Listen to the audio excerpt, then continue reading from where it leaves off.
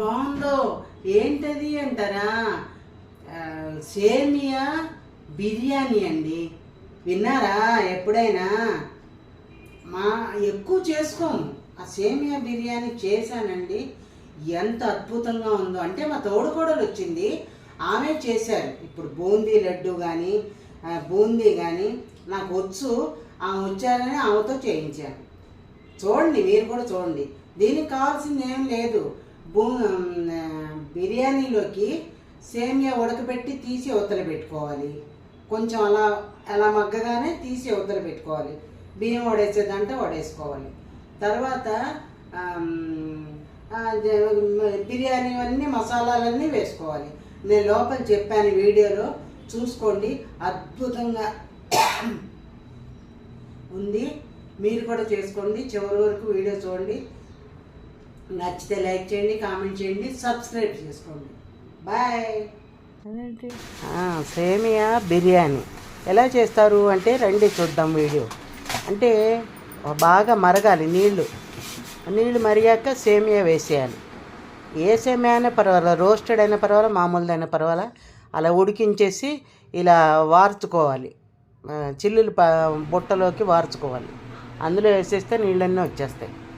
తర్వాత ఇవన్నీ తరిగి పెట్టుకోవాలి. టమాటాలు, సోయా బీన్స్, తర్వాత ఏమో బీన్స్, ఉల్లిపాయ, బంగాళదుంప అన్నీ తరిగి పెట్టుకోవాలి. ఒక్కొక్కటి కొద్దిగానే చేసిందండి. అదిగోండి వెల్లుల్లిపాయలు సన్నగా వేయించేసి అదిగో అల్లం వెల్లుల్లి పేస్ట్.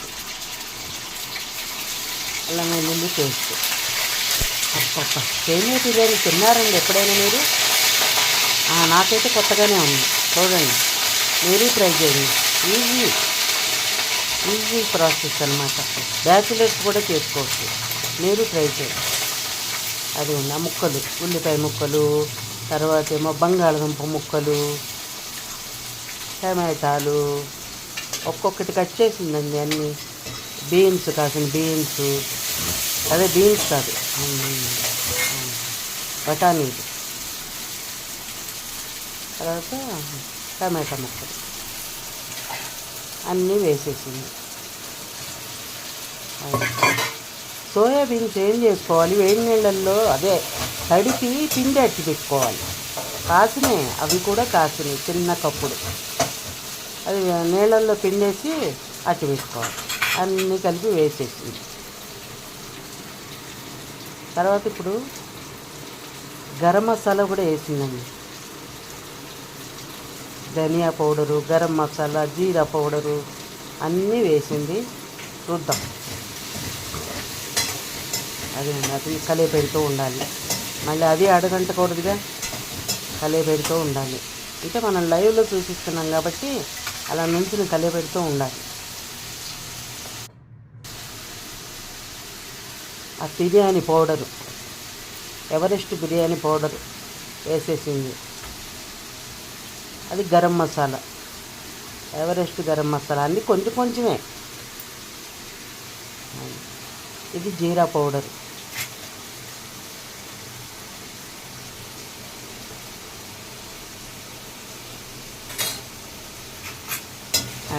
అన్నీ కలిపేసింది. నూనె కూడా ఎక్కువ ఎక్కల, చూసారు కదా వెల్లుల్లిపాయలు వేయించేటప్పుడు నూనె కూడా ఎక్కువ ఎక్కలేదు.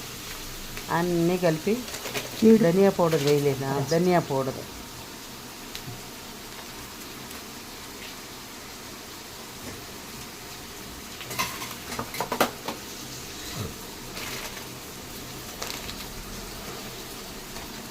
జీడిపప్పు,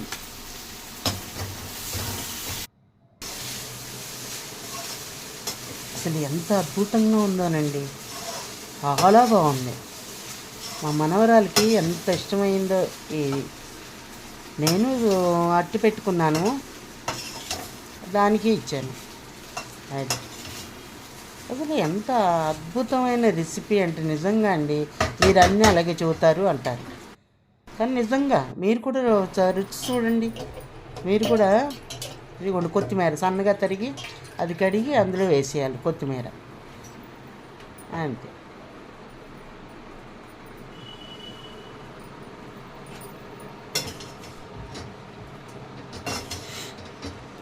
చూడండి ఎంత బాగుందో చూడండి.